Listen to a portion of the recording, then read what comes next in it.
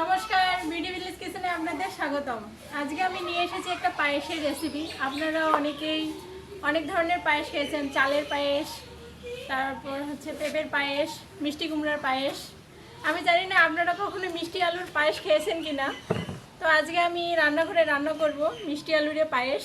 তো পুরো ভিডিওটি দেখবেন, আমাদের সাথে থাকবেন, আর ভিডিওটি ভালো লাগলে লাইক কমেন্ট সাবস্ক্রাইব করবেন। মিষ্টি আলুর পায়েস করার জন্য মিষ্টি আলুগুলো ধুয়ে এরকম করে উপরে যে লাল লাল খোসাগুলো আছে এগুলো সরিয়ে নেব।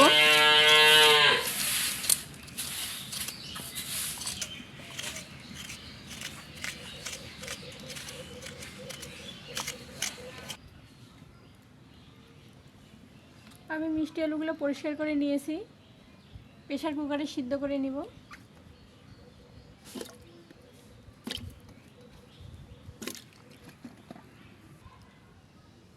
আলু সিদ্ধ হয়ে গেছে, নামিয়ে নিয়েছি। এবার কড়াইয়ে দুধ দিয়ে দিব। দুধটা আমি আগে জাল করে রাখছিলাম।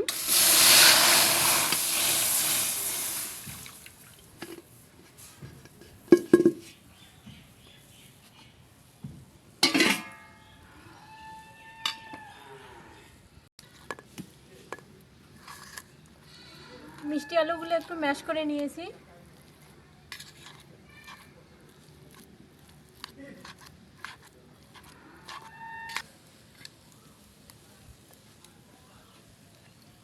দুধ ফুটে আসছে, এবার দিয়ে দিব তেজপাতা, এলাচ, কিশমিশ। এটা হচ্ছে রাজভোগ পাতা। এটা আমাদের এইদিকে চায়ে আর পায়েসে ব্যবহার করা হয়।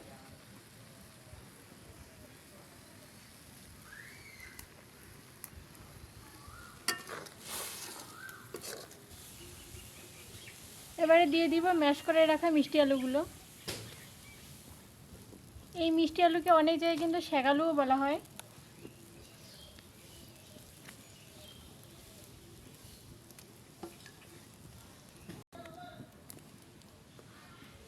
আর অনেক জায়গায় রাঙ্গা আলুও বলা হয়।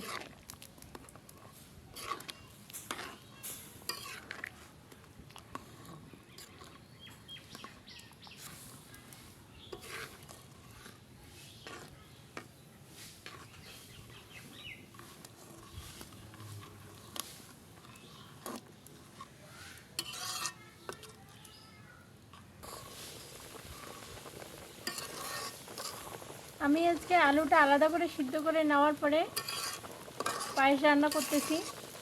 কিন্তু আমাদের বাড়িতে বরাবরই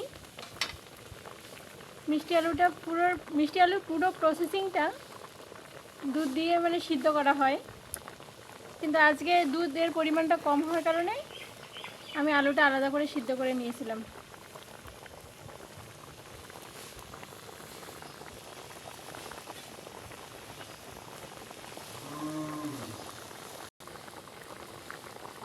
এবারে চিনি দিয়ে দিব।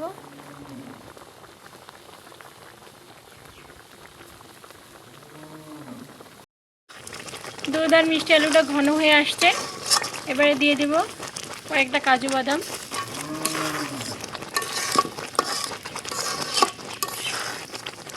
এবার নামিয়ে নিব।